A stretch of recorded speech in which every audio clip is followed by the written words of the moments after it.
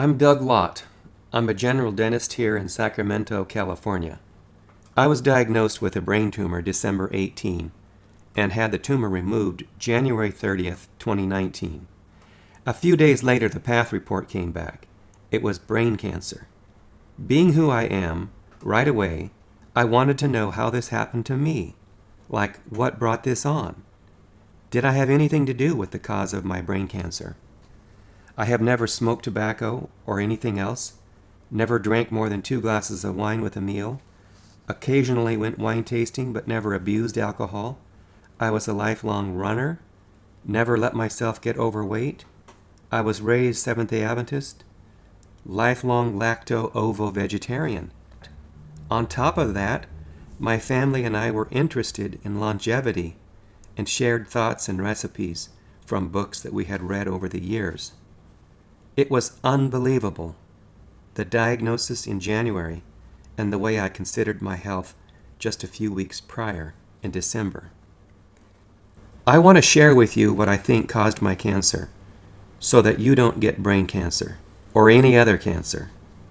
When a friend of mine, Dr. Ted Hain, learned of my diagnosis, he brought me a book authored by David SERVAN-SCHREIBER, MD, PhD. Anti-Cancer, A New Way of Life. I will tell you more about this remarkable book later. I just need to tell you now that David SERVAN-SCHREIBER's book is an important book to read if you want to recover from cancer. My friend Ted Hain is a longevity expert. He does presentations and lectures on the subject. I was eager to read David SERVAN-SCHREIBER's book, so within the next week I had read it and ordered an additional book that was mentioned in the 8th chapter. The additional book was authored by cancer survivor Dr. Ian GAWLER. Dr. GAWLER's oncology team had given up hopes that Ian GAWLER would survive more than 2 weeks. That was back in 1976. He is still alive today. From Ian GAWLER's book, Anti-Cancer, A New Way of Living, quote, "Cancer is a chronic, multifactorial, degenerative disease. It takes a long time to develop and has a multiplicity of contributing factors." I was interested in Ian GAWLER's story of how he survived cancer. I was searching for why I, Doug Lott, had come down with cancer despite avoiding the traditional risk factors. Back in 2006, I was in a dental CE course on the surgical placement of dental implants. The presenter, Dr. John Julian, walked up to the pulpit and said to the class, "Before I begin, I need to tell you something." The following is not a direct quote, but it is accurate in so much as it relates to what I am saying here. He said, "Last month, my sister died of cancer. A year ago, my brother died of cancer. Both of my parents have died of cancer. I've been afraid that I too would die of cancer. Someone gave me this book. I read it, and I think it saved my life. I recommend it to all of you." The book was The China Study, authored by Colin Campbell, PhD. I jotted the name of the book down on a piece of paper, then later ordered and read it. I too had lost my father to cancer just a few years earlier. My father was an MD. He thought he would live well into his 80s because he didn't smoke, didn't eat meat. He died of lymphoma at age 57. My father and I were both lacto-ovo vegetarian most of our lives. Cow's milk, I have come to find out, is a major risk factor for cancer. Now getting back to the current known risk factors for cancer. After reading Colin Campbell's book, risk factor number 1 is milk. I have ordered cheese sandwiches, cheese pizzas, macaroni and cheese, pass me the Parmesan cheese and wine tastings, milk on my Cheerios all my life, except for a 3-year period of time when I went vegan but then I fell off the vegan wagon. To make matters worse, I have been a lifelong jogger and runner and simply ran the extra weight off that eating all that cheese would have put on a normal person. So when a normal person would have limited their intake of milk and cheese, I didn't. A quick word about milk. T. Colin Campbell, Ph.D., author of The China Study, has published several hundred animal studies published in top-flight, peer-reviewed scientific journals in the 70s, 80s, and 90s. His lifelong research could be summed up. Nutrients or proteins from animal-based foods increased tumor or cancer development, while plant-based foods decreased tumor development. And casein, milk-based protein, promotes cancer in animals.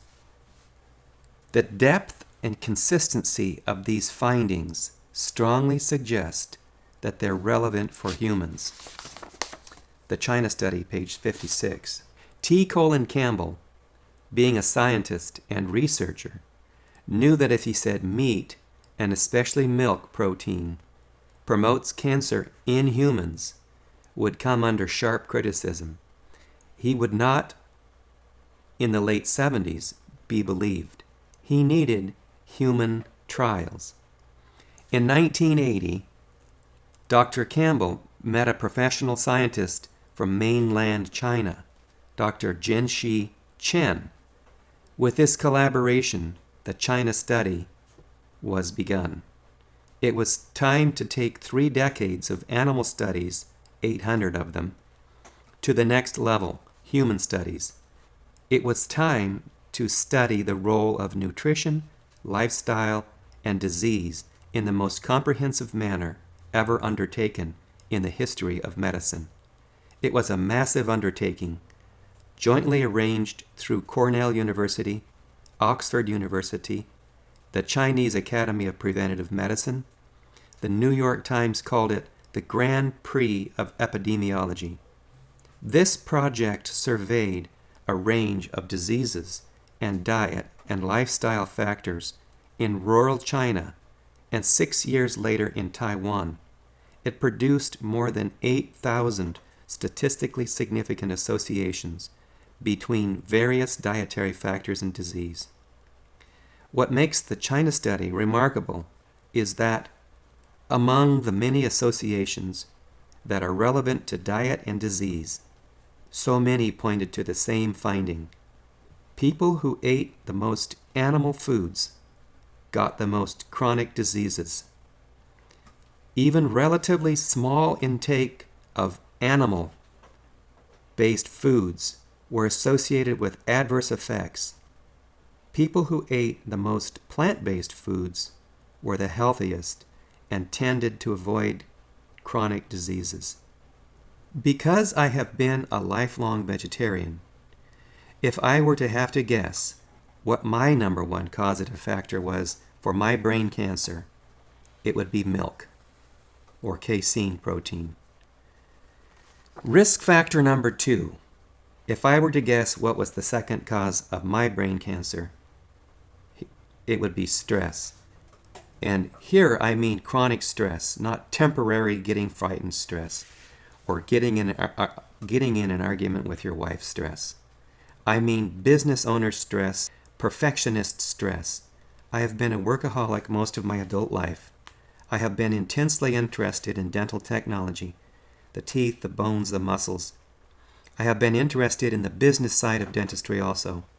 If you ask Siri on your iPhone, who's the best dentist in Sacramento, she usually gives a list of dentists, and my name is usually in the top 5. I didn't take time off on a regular basis. I chose to go to work on Saturdays rather than taking the day off. I have 3 friends who I visit once every year or 2. I think there must be a more stressful position than mine, but I didn't create a way to let the stress molecules out of my system. This is what causes chronic diseases. Risk factor number 3, sugar. I probably have eaten more chocolate than anyone. I'm guessing I'm in the 99th percentile. I would often work through lunch, not take a lunch, but substitute chocolate for lunch. There was a box of chocolates or donuts weekly or twice weekly in my office. For a more complete review of how sugar promotes cancer, see David SERVAN-SCHREIBER's book, Anti-Cancer. For those people, mostly doctors, who were trained to see human clinical trials, evidence-based medicine, as the only evidence whereby we should be rendering healthcare advice, I have to say that as a dentist, I was trained that way too. But now I think that ignoring the overwhelming epidemiological evidence is a crime, like the China study and the blue zones. I know that healthcare is in a crisis in America and getting worse. It's my opinion that it is because we have been trained to ignore this epidemiological evidence. Oncologists have said to me, "Show me the human studies." The problems with that approach are many. For one, only drug companies have financed human studies because the studies cost millions of dollars. Second, the way drug companies are approaching scientific research is that they are changing just one variable or intervention or drug at a time to see if their drug produces a desirable effect. The latest epidemiological evidence is clear. It is the combination of things that promotes health, like getting exercise, eating more vegetables, getting good rest, etc.